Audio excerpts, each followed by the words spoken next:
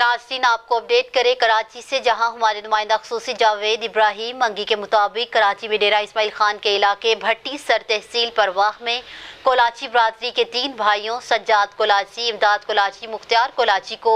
بے دردی سے قتل کیے جانے کے خلاف ملیر پریس کلب پر عالمی کولاچی ویڈز کی جانب سے احتجاجی مظاہرہ کیا گیا۔ مظاہرے سے خطاب کرتے ہوئے سندھ تنظیم کے صدر فاروق احمد خان ایڈوکیٹ کا کہنا تھا کہ واقعے کی شفاف اور منصفانہ تحقیقات کی جائے اور ذمہ داروں کو گرفتار کر کے قراروا کی سزا دی جائے۔ عالمی کولاچی یوتھ اتحاد پاکستان کے مرکزی